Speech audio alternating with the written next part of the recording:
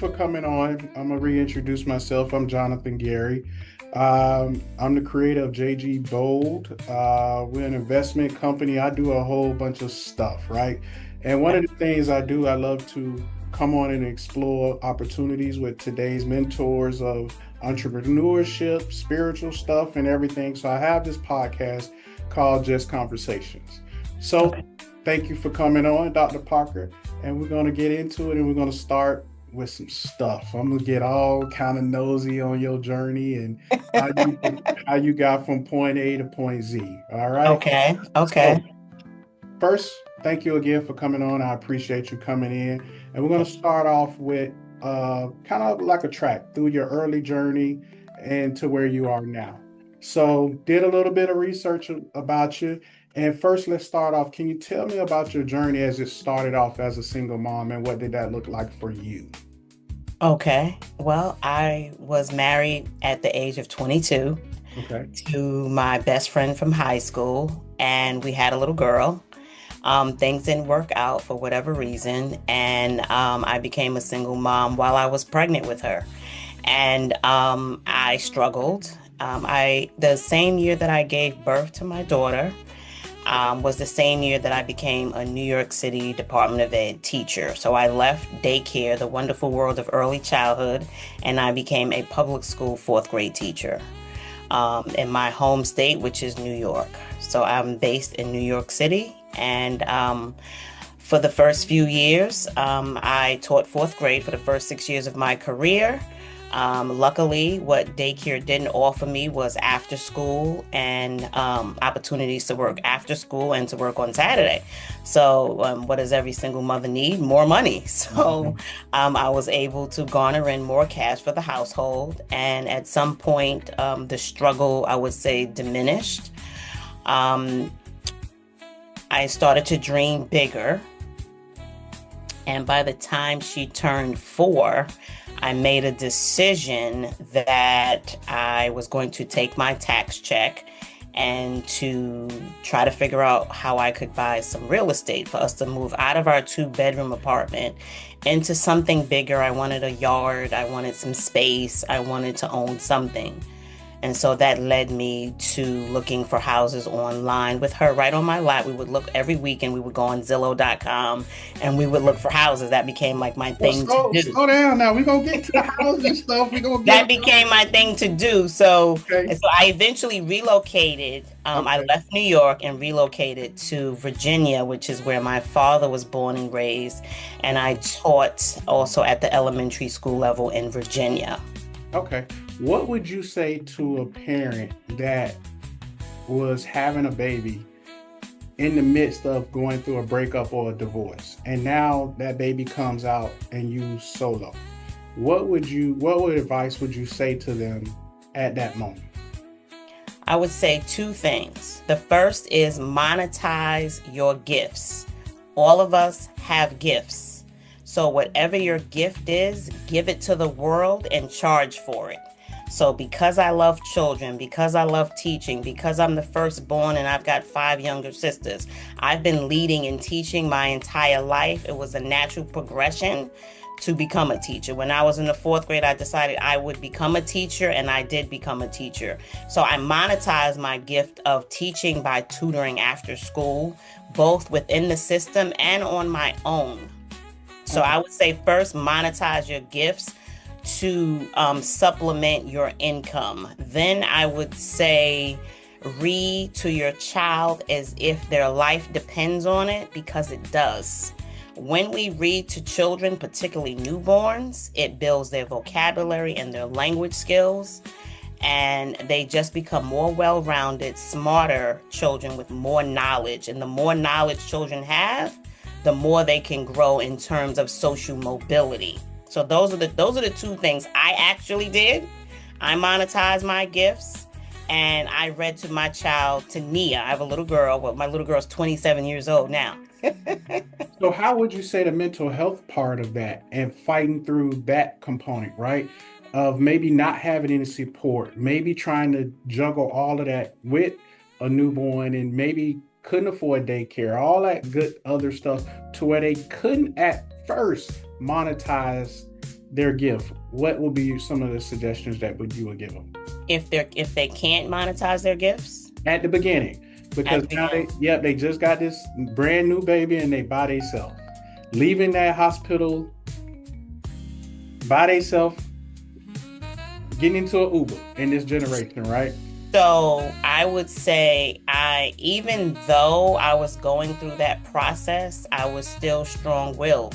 Okay. So you have to have a sense of self and garner strength from knowing who you are and knowing that this is just a season that you're going to get through it. And And so if you have a by any means necessary mindset, which is what I have to this day, you make it happen. So that's what I did. I made it happen because I believed that this was a temporary season, that I was going to grow through this season. I would eventually get to the other side and be able to tell my story, which was that women are powerful and you can do anything that you set your mind to. And so instead of having a victim mentality, mm-hmm. I had an empowered mentality that I'm going to pull myself up by my bootstraps. And I went because I lived with myself and my child. I had a positive household. I didn't have the stress anymore. I didn't have the worry. So that was on the other side of the door. So I maintained a mindset of this is just a temporary season. We're going to get through it. I'm not a victim. I'm going to be the best mom on this planet. And that's what I set out to do. That's nice. That's nice. That is awesome. Um, Very powerful. Very Thank you. powerful. You talked a little bit about juggling in the early years, when the fourth grade stuff. How did you juggle, and when did that juggling start to diminish? And now you're in cruise control. Well, I had an excellent babysitter. One night I said a prayer. You know, my first babysitter was quite a distance away from home. So I had to travel to her, then travel to work. So Okay. I said a prayer one night, and the next day I met my babysitter of my dreams. She happened to be also a married mom who was separated, who lived down the hall from me, who needed some extra money. She needed extra money, and I needed a babysitter. So So God worked it out. together, we hit it off, and she took care of my child for the first 2 years of life. So from 9 months all the way to 2.9, then I put Nia in daycare. If you could repeat your question, that would be great. Oh, when did things begin to change? So after a while, by the time Nia was 3 years old, I was officially divorced, so I didn't have to pay attorney's fees. So the money that I was making that was extra could go towards the future Gotcha. because I was no longer paying attorney's fees. So I hatched a plan that we're going to find us a house and we're going to elevate socially. So I just made a commitment to pay off any credit card debt. And then once things were paid off and I no longer was paying attorney fees, I knew that I was able to take that money, start stacking cash and take the money and essentially relocate and give us the better life that I was dreaming about for us. When did that aha moment come when you realized that you became an advocate for literacy? Oh, probably age 15. Age 15 when I got my first job as a teenager. And when I got my first job as a teenager, I was hired to be a summer camp counselor. Okay. All the other summer camp counselors were playing sports with the kids and having fun in that capacity. What I was doing was pulling kids over to the side to sit on the little park benches with me, with the books that I carried all the way to Manhattan. I'm from Brooklyn. Every day I carried books with me and pencils and index cards, and I would have the kids read whatever words they couldn't read. I was playing school teacher right there. So when kids struggled to decode words, I would coach them on how to decode tricky words at that point in my life. Little did I know that I would be using those same skills later as a teacher and then as a literacy coach. So it was then at 15, that was the best job ever. And what it taught me was, look how powerful you are. At 15, you are helping this elementary school kid learn to improve decoding, fluency, accuracy, and comprehension skills. Very good. Very good. And at So I 15, would say to all parents, let their children work as teenagers. Let them discover their gifts early. I discovered okay. my gifts very early. Some people think that they're going to discover their gift at 18 when they graduate from college, maybe later. I'm not sure. Start letting kids figure out what they're good at early in life and then build on those skills, because then you can have that extra leg of entrepreneurship, which is basically what I did as well. Did you face any obstacles as it relates to getting Naya to and through school, being an educator? How was balancing? Was her grades great during that time? You're an educator, you want the best for her, getting her through school. Was there any struggles or obstacles? And if they were, how did you get through that? And what were some of your biggest highlights in seeing your education background propel her to where she may be today? Well, Nia was a dream come true from beginning to end. Awesome. Okay. I taught her how to read. When I was pregnant with Nia, I would rock in the rocking chair every night and read to my fetus. So she came out reading. She wanted to, I read to her every day in my rocking chair. I would literally, while I was nursing her, I was reading to her as well. So she almost came out reading. By the time she was 2, she knew all her letters. I Wow. was teaching her her sounds. By 3, she was blending sounds together. CVC words, so words like can and hat and bat and pet. She was reading 3-letter words and small books. At that point, by 4, she was reading books. So she came out wanting to read. I mean, I nurtured that. And so, no, she was always in the talented and the gifted programs, and in the top classes. So she had a strong foundation. I gave her a strong foundation. So being a mom, I would say the only challenge I had was when she was in a different school than I taught in. That was the challenge, like trying to be in 2 places at once, sort of dropping her off and then getting to my school. So for part of my career, particularly in elementary school, she was either at my school or the school right next door to my school, Okay.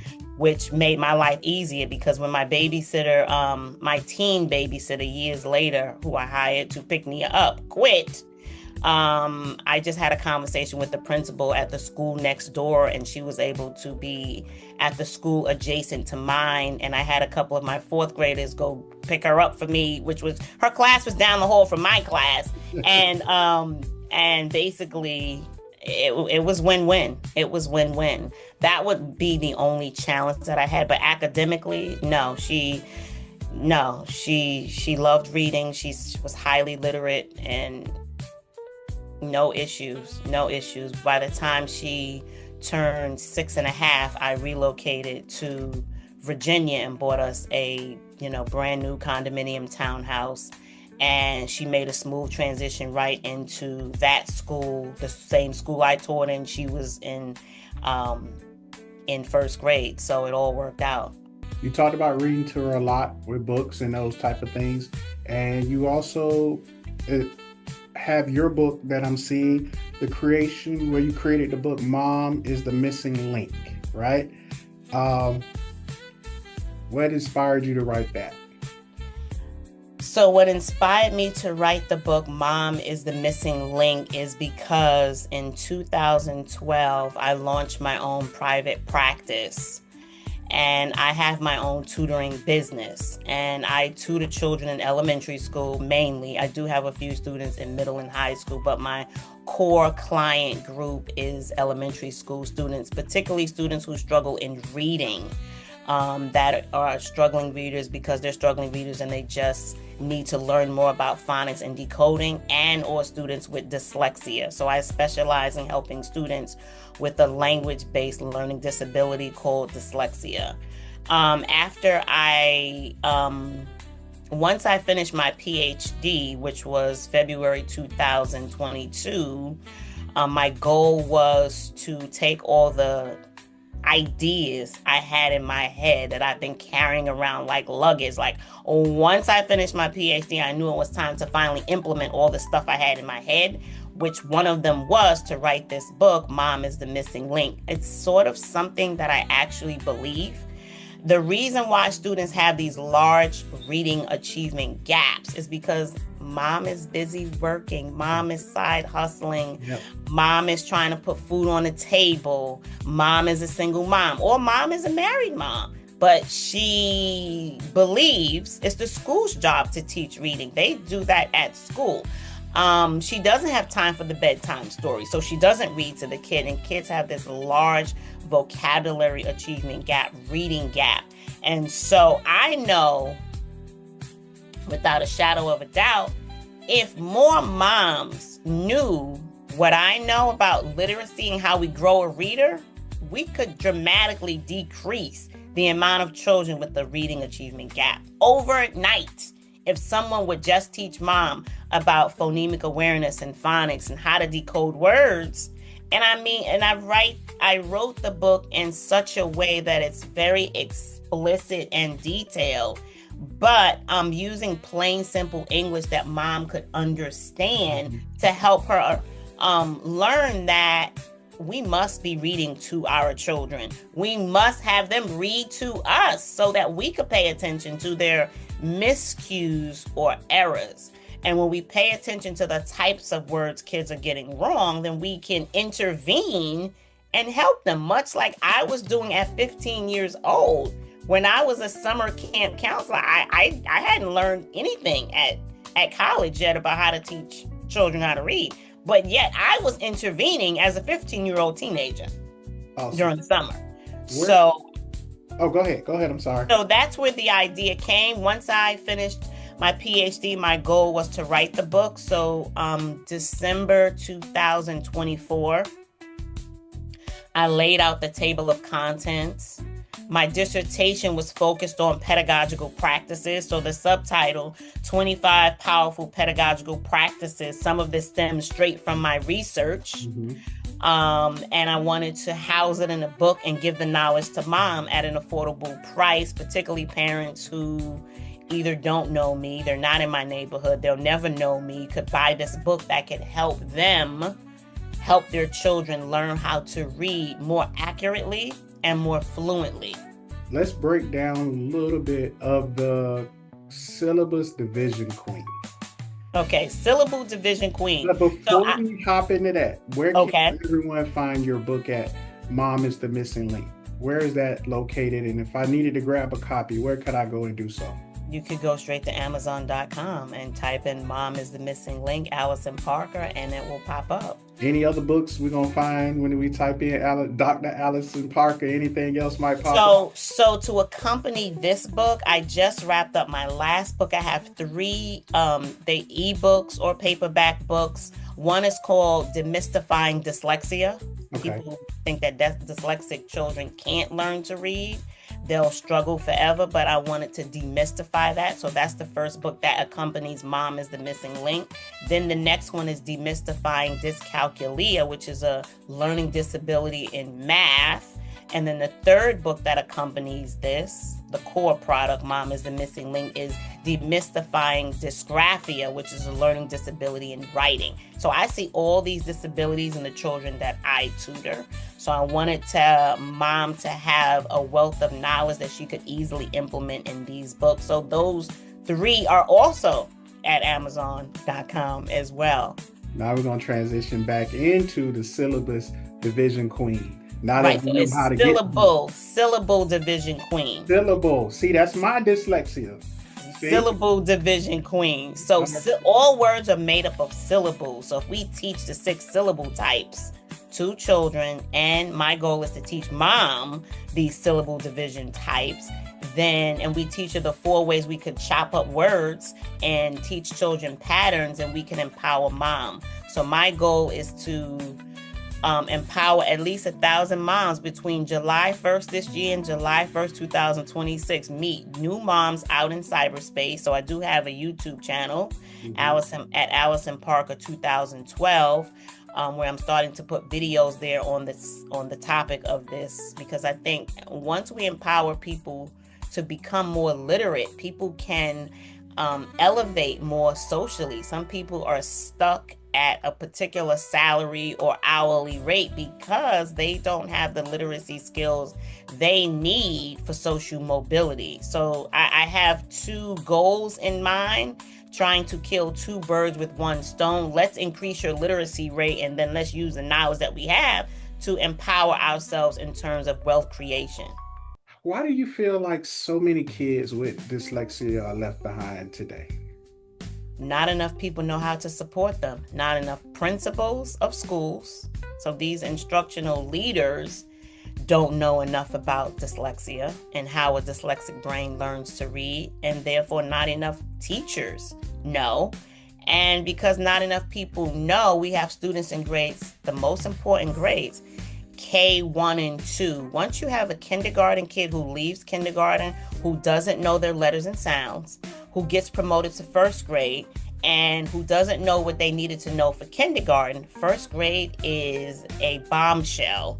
If you do not know your letters, your sounds, then you can't blend. You can't blend letters together to learn how to read. The gap keeps growing. Then you get promoted to second grade, God forbid. Then these kids are pretty much stuck unless someone can intervene. That's why I want to teach more moms, because we can't wait for the principal to figure out that he or she just doesn't know enough. We can't wait for the school teacher to figure out, hey, I don't know enough. I don't know how to help these kids. So they just get pushed along. It is imperative that we teach mom and empower more moms, because moms have to intervene. When I was a kid, who helped me with my work was not a tutor. It was my mom. We have to get back to basics and start incorporating supporting children at home. That has to become a normalized thing again, and it isn't. Awesome. It just isn't. And I have this back to basics mindset that we have to empower more mothers. Now, if teachers want to buy the book, teachers can buy the book as well. It's a short book that basically teaches what we call the 5 pillars of reading. The 5 pillars of reading are phonemic awareness, which is auditory processing, rhyming words, first sound fluency, last sound fluency, and blending auditorily. So if I say to you, Jonathan, say bat, you would say bat. Jonathan, say bat again, but change ah to ah. What would you say? The word is right. See, that's auditory processing. Kids have to be so flexible mentally to be able to do that easily. That's called phonemic awareness. That's auditory processing. And then having kids tackle the visual, the actual letters, helping them blend the letters together. There's a whole science of reading to this. And I want to empower more parents and teach them, because we need moms. School systems, listen, they're failing at rapid numbers.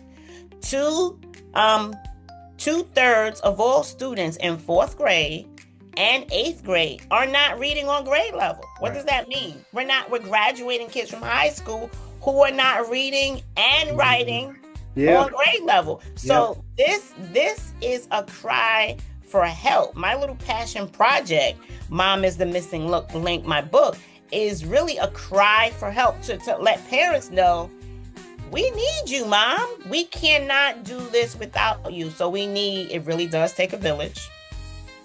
And we need moms to become more active participants in this literacy continuum, because if kids are stuck between K1 and 2, they're going to struggle from grades 3 through 8, and we want to decrease those numbers. What are the common signs that somebody should look for in identifying a kid that may have dyslexia? Great question. If kids can't rhyme words, I know 3rd graders who I say big. Kid says big. Does pig rhyme with big? Kid will go, yeah, okay. Give me another word that rhymes with big and pig. Kid is stuck. If a kid can't automatically give you rig, tig, shig, a bunch of rhyming words, that's a red flag. If the kid, so that's auditory processing. That's not visual. We're not giving kids access to letters, just auditorily. Can you do that? If we say to a kid the same thing I asked you, if I say to the kid, say mop, mop, change the I to A, what do we expect the kid to say? We expect the kid to say map. Can the kid process language? Dyslexia is a language-based learning disability. Can the kid process that information in the brain flexibly and easily? If a kid can't do that, and this kid is in first grade, second grade, third grade, that's a red flag. If the kid is reading and they can't remember sight words from, they, it, were, was, them, there, they can't remember these words. I remember when I taught first grade in Virginia, when I first met my students in first grade, I had them read the list of sight words, because you have to know sight words. These are these words that continue to appear in sentences that usually break phonics rules. Their vowels break the phonics rules. So we have to teach them through play. We have to teach them by giving them constant repetition of these words. And one of my kids said to me, I forgot that word. And I thought to myself, how can a kid forget? I didn't know about dyslexia at that point in my career. How can a kid forget the word was or them? It just didn't make any sense to me. But that's a sign. Kid who cannot remember words, particularly words we've taught them. Another sign is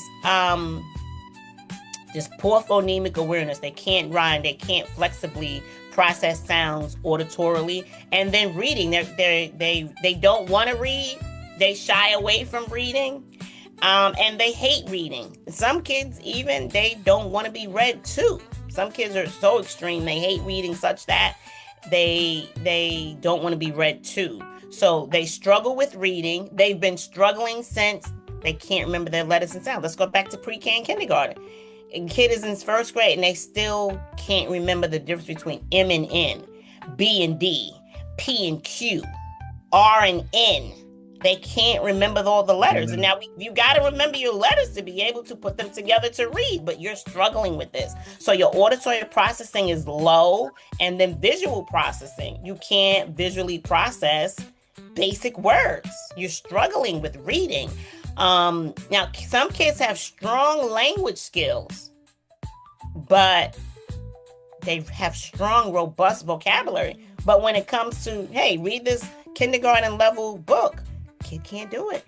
They struggle. Kid can't. If a kid can't read 100 words fluently in the 3rd, 4th, or 5th grade, they cannot read a paragraph fluently without making constant mistakes. That's a red flag that their brain is struggling to process the information, the language, the visual language. Okay. Those are just a few, but you can tell also if I give a kid in the 9th grade a piece of paper and say, tell me about yourself. Write a paragraph. I could look by looking at some of the kids' handwriting samples.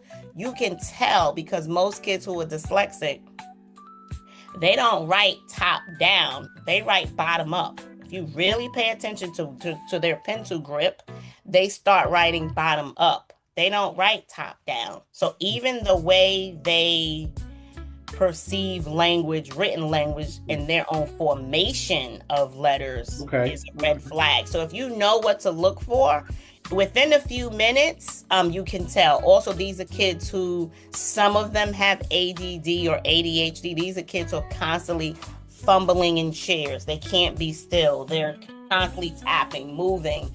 There's that hidden sign where their brains can't focus. So they go from one thing to the next. They're disruptive in school. There are many, many signs, and they're outlined in my book, Demystifying Dyslexia. I outlined signs as early as kindergarten, what you should look for. Kids who are struggling with speaking, kids who have a speech delay, that's a red flag. A kid is saying for spaghetti, muschetti. They're mispronouncing words. Parents think, "Oh, he's so cute." Yep. It's not cute if you're in kindergarten and you're still mispronouncing words.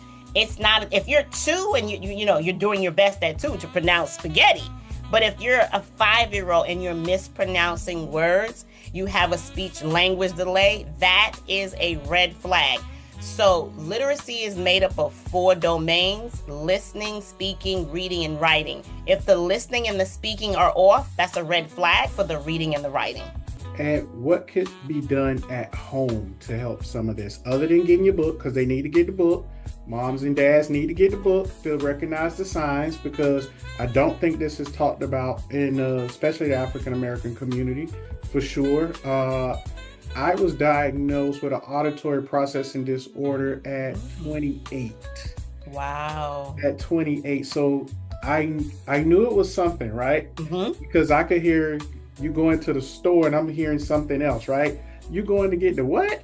You know, something that rhyme with store. And I'm going to get my ears checked. They're like, your ears are fine. It was like, you got auditory processing disorder.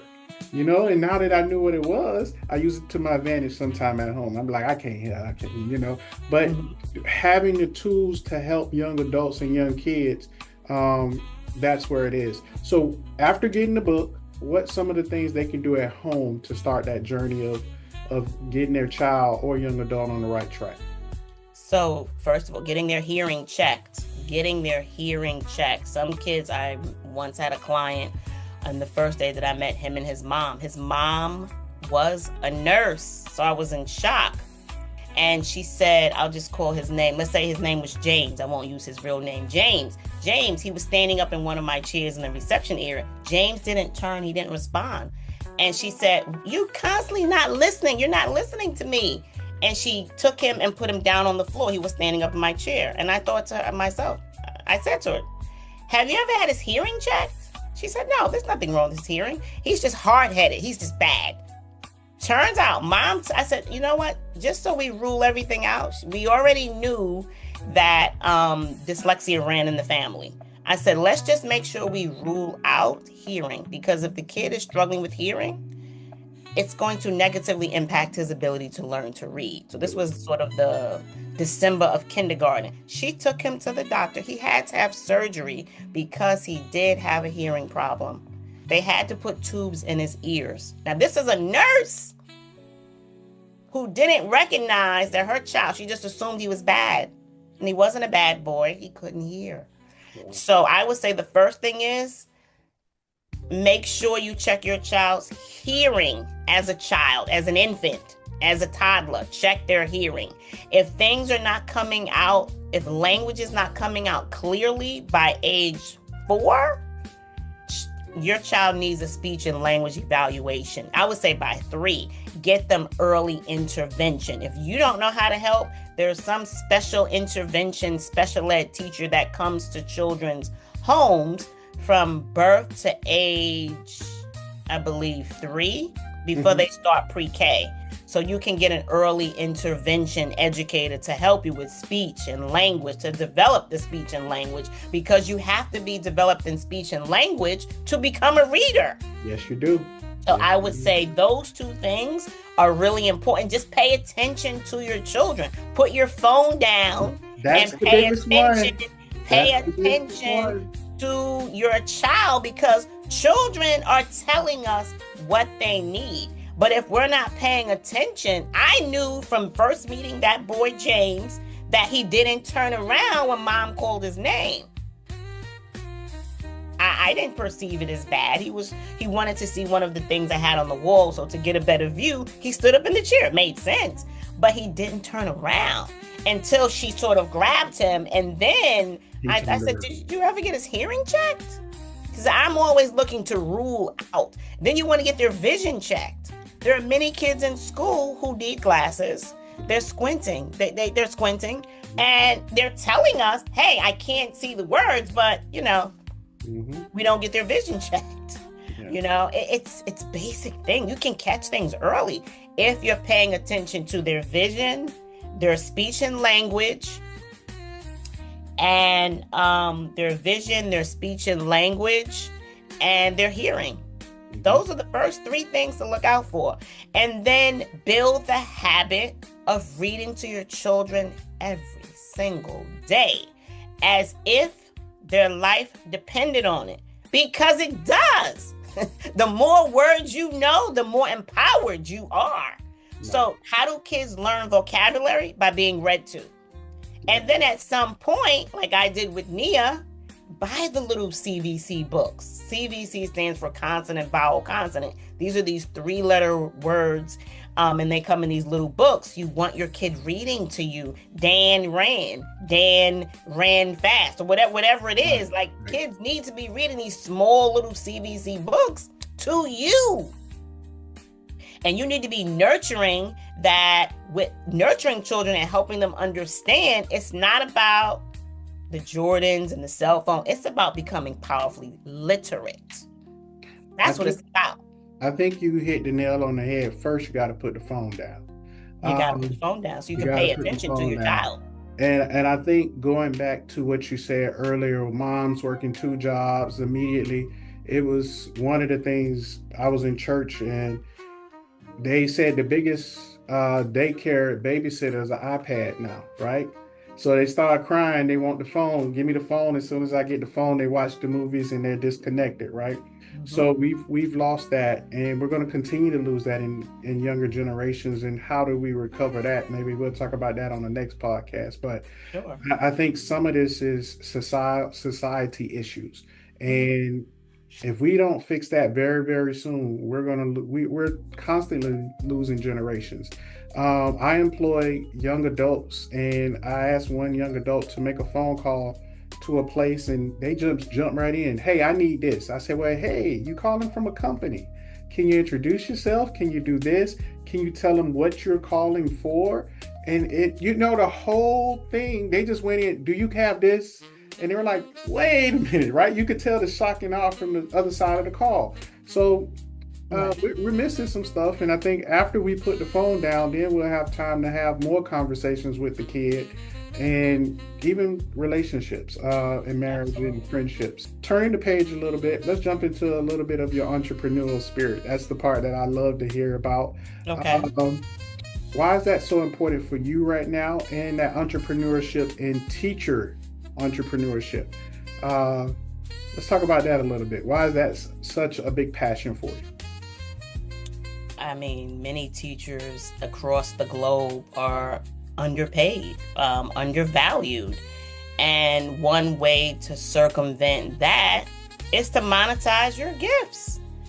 In 2012, I said to myself, it was actually 2011, I launched my first business. Hmm. So, my first business was I became a real estate investor. That house that I bought when Nian was just 6, almost 7 years old, when we relocated to Virginia, we lived in that house for 4 years. And then eventually I moved back to New York City and I decided to rent my townhouse.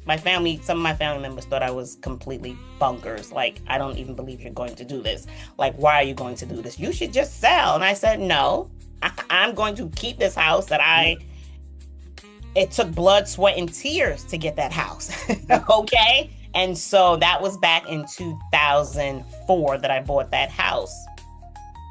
In 2008, I relocated back to New York City, but in 2011, I decided to stop using it as a vacation home and I started to rent it. And it was one of the best decisions I made. And so what was annoying at me, I was 39 years old and I kept saying, um, I want more autonomy. I want more the ability to lead and make decisions in my own little space. Hmm. Back in the day, I thought that I was going to become a daycare owner operator of my own preschool. That was my goal back then when Nia was first born. But then I thought to myself, because we have all these children who are struggling readers, I think the best bet is to open a tutoring center. And so that's what I did. I opened a tutoring center. I launched July 2nd. I'm going on 13 years, July 2nd, 2012. And I had a handful of kids, and the moms just kept coming, kept coming, kept coming. And I thought, then the next year I launched the second location, and then the next year I condensed those two into one bigger location. And so I believe that teachers who complain that they only are paid whatever their annual salary is and it's not enough, do something about it and launch your own thing. It could be twice a week. It doesn't have to be. It could be whatever you want it to be. You design it the way you want it to be. And mine, I started out as an academic summer camp because kids were in swimming class, they were in the YMCA, but kids weren't learning anything. And we know that there's a summer slide, and kids lose what they've gained over the course of those 10 months, in 2 months over the summer. So I thought I'll launch an academic summer camp, and then I just continue with an after school program and then private tutoring, teaching kids chess, And that was a question I was going to ask you. and the rest is history. You know, I've been doing it for so long, and some people say, but why do you still do it? Because I still love it. And this is where I can be most autonomous. This is where I can be most autonomous and have say so over every decision that is made. And you can't beat that as a teacher. You know, you're sort of told what to do and how to do it. And I don't agree with everything that I've been told to do. And I know from my own experience as a tutor, this isn't going to work. And I know because I have my own little laboratory where I'm doing the thing and parents are paying me and I'm getting results. So that's what I love about it. You can take your gifts and monetize them. Why not? I mean, I'm at a point now where I'm thinking about, at 53 years old, I'm thinking now about the next 10 years, and I'm creating this digital part of my business, something if I had thought about it then, it wasn't something I thought about. But how can I remove myself and get paid when I'm not doing the tutoring, when I'm not relying on others to tutor for me? So hence my course, the Syllable Division Queen course and my Syllable Division Queen workbooks. Again, these are tools that mom could use to help teach her kid how to read. So I'm thinking about the next 10 years and how I can digitize my business, take my intellectual property, put it on paper and in videos, and help mom in that capacity as well. So I think it's crucial because it does a lot for you emotionally. Okay. You answered two of my questions that I was going to ask you is what would you tell a teacher that feels stuck? And it goes back to what you said, monetize your gift. That other question was, how did you build a strong tutoring business? And you said that kind of like one step at a time, right? Yeah. Yeah. Okay. Into some of your real estate portfolio stuff. Let's talk a little bit about real estate. I'm very passionate about that, as I do some lending to folks and if you ever need some lending, contact me. I'm gonna make sure you have that. Okay. I do. And that's why we put this around. I'm looking to grow my portfolio. I can help you with that. Yeah, absolutely. So let's talk about your first property. How did you get the first one? My first property was the property I bought when I was a single mom, when Nia was a little girl, when Nia was 6, almost 7, when I relocated from Brooklyn, New York City to Virginia. First, we lived in an apartment for 6 months because the house was being built. It was a brand new condominium townhouse development being developed. I met a realtor by making phone calls, and she told me about the community, and I made that purchase December 2004. So that was my first house. We lived in it for 4 years. And then when I relocated back to New York City, I eventually decided to stop using it as my vacation home. And I decided to rent it out. It's been rented since September 18th, 2011. So it's basically paid itself off. And it's complete cash flow. And I absolutely love it. And then that was my first place. And since then, I've purchased 4 more properties. And last year I sold one of them. And I'm looking to increase my portfolio. So by the time I decide to retire and I'm only receiving income from my real estate assets and the digital side of my tutoring business, I want to be able to live off my pension and my money from my assets, both intellectual property assets and real estate. Now, most people are scared to take that leap. What would you tell them? Because my first property was that, emptied out the 401k and bet it on myself, right? What would you tell someone who's scared to jump out on there because I think it's part of faith also.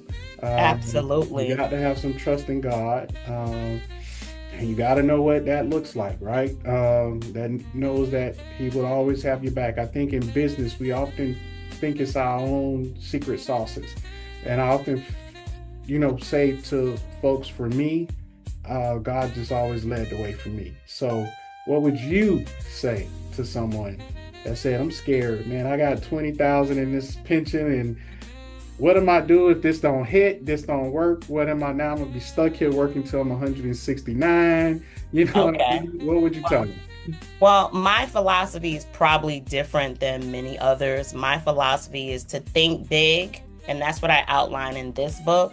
Teach, stack, and build a real estate investment portfolio to build wealth. My philosophy is think big, but start small. That two bed, two master bath condominium, two-floor townhouse that I bought, which is cash flowing and has been cash flowing from the beginning, is small. Mhm.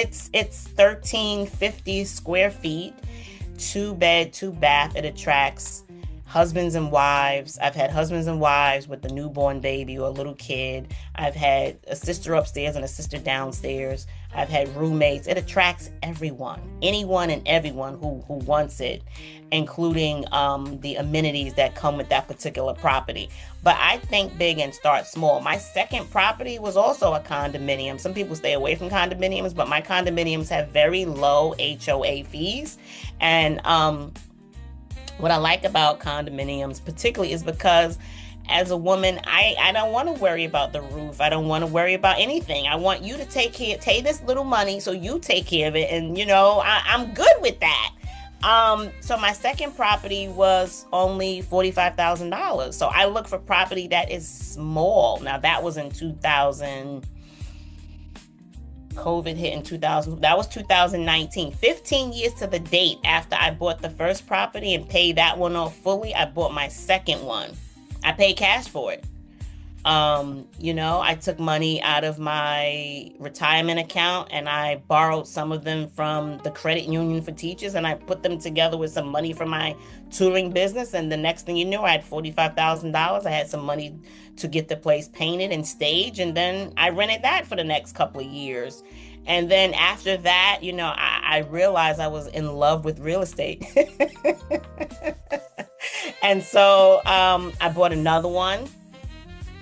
No, this was in 2021 for 45,000. A large one bedroom condominium as well. One was became available. You have to keep looking. You have to keep looking, and you have to, look. I would look at property. So while I was working on my dissertation, I would say if you type 2 pages, the next 2 pages, or you bang out this chapter, or you revise the chapter, whatever my goal was at that point, then your reward, my reward, when we were home teaching from home as teachers, my reward was you get to look at real estate for a whole hour. Like that was my reward that I gave myself. And I went into dreamland in front of my computer, and I bought that one in cash. I bought the next one in cash. And when you buy in cash, I stack the money from tutoring and just dump it there. And I've have the best tenants and I literally don't have a complaint. My last one, after having 4 condominiums, I thought, well, all right, let's try the single family house thing. You're not a broke single mom. You don't have to worry about roofs. Let's give it a go. Let's give it a try. And that's what I did. I bought a 3-bed, 1-bath house. It was a fixer-upper, but it had a huge kitchen and huge living room, huge dining room, beautiful brand new porch, and it was staged beautifully. And I knew I was going to have to make some changes because what they considered to be remodeled didn't match my view. So I put some money into it, and then I rent that one as well. The best tenants I want to say are people with stable work. I do the background check. I use Zillow Property Manager, Mhm. and it's fun to me. I love it. It's my teaching is my first love. Real estate investing is my second love. So Okay. Okay.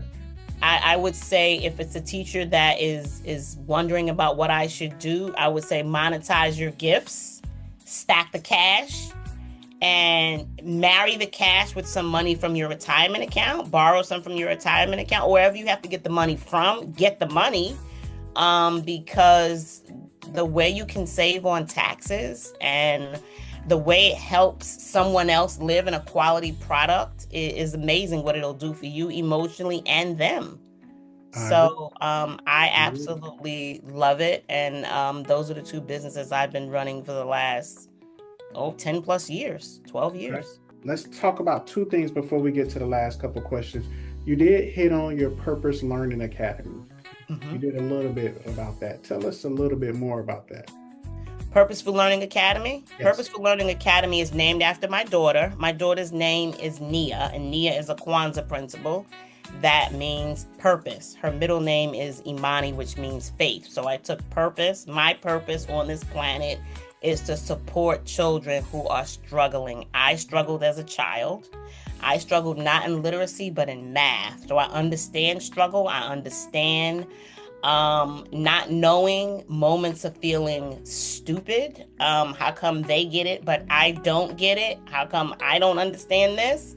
So I understand. So my purpose on this planet, I knew from a young age my purpose is going to be the best damn teacher that I can be on this planet.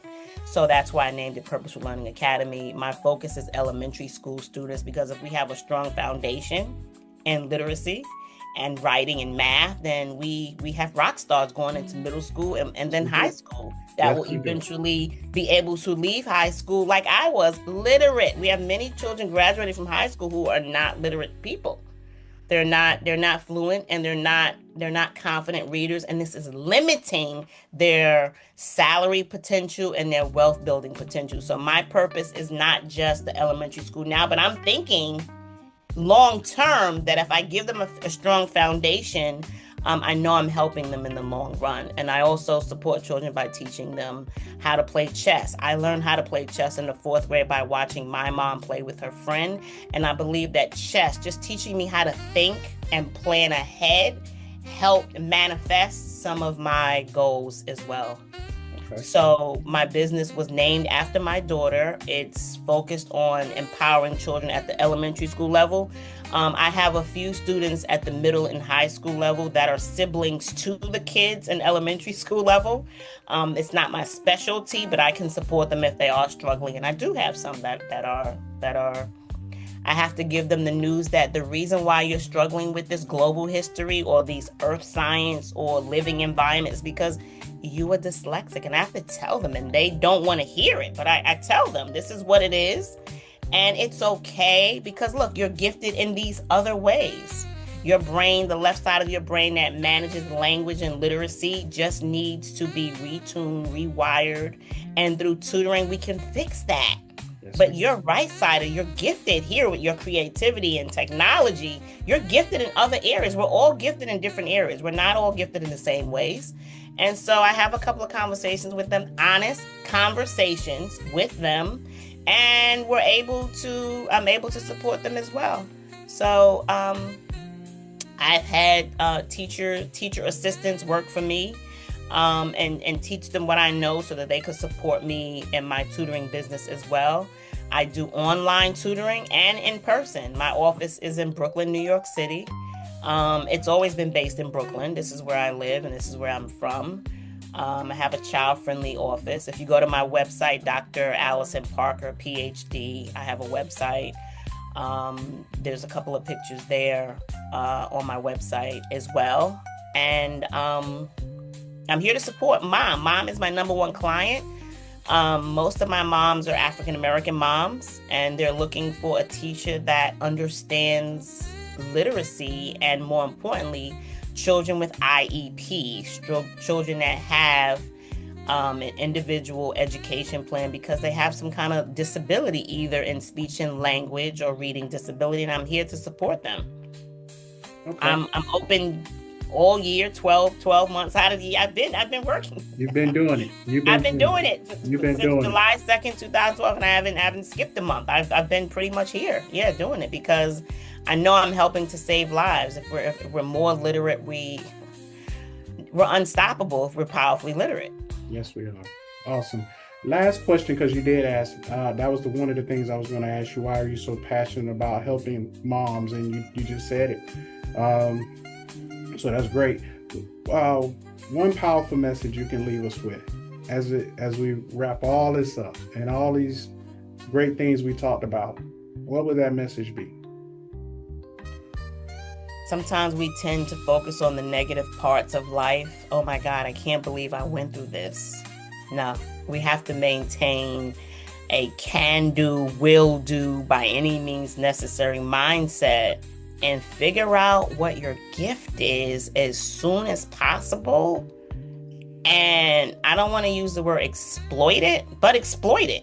Exploit it. I mean, exploit it in the marketplace as a W-2 wage earner. And if you can monetize it privately in your own thing, I would say marry those two together and build yourself from the bottom up, because these bad moments in life are there to make us stronger. Nice. Okay. Let's leave with contact information. So if someone wanted to order some books again, find your YouTube channel again, all that good stuff, how would they get a hold of you? Sure. Dr. Allison, Dr. Allison, Alison Parker, Ph.D.com. That's my website. Amazon.com. You can buy my book, Mom is the Missing Link, or my other book, Teach, Stack, and Build a Real Estate Investment Portfolio to Build Wealth, which I'm actually revising that book because I've made some real estate, changes to my life, and I want to, update that book. I have a Shopify store. It's called Empowerment Threads by Dr. Allison Parker. If you want to buy some of my merch, it's online. What else do I have? My YouTube channel is Alison Parker 2012. That's the year I launched. You can find me there at YouTube. I believe that's it. Okay. If you want to send me an email, purposefullearningacademy@gmail.com. And I'd love to support in any way that I can. If there's a parent out there that thinks their child might have dyslexia, if you go to my website, you can click the button there, and there you can set up an appointment through Calendly, and I can assess your child remotely. It doesn't matter where you are. I can assess the kid because I know exactly what to look for. If you're wondering if your kid has dyslexia, let's find out. If you're wondering if you have dyslexia, let's find out. And let's support you with some tutoring. I do online tutoring, and I also do in-person tutoring. So my goal is to help empower people in literacy, because we need to be powerfully literate to elevate. Education is powerful. Yes. And I'm not talking about, college. I'm talking foundational literacy is so important, because so many of us lack that. Yes. Building that foundation is important. So thank you. I'm going to ask you to hold on, and we're going to stop, but I do want to continue the conversation with you for 1 second. All right.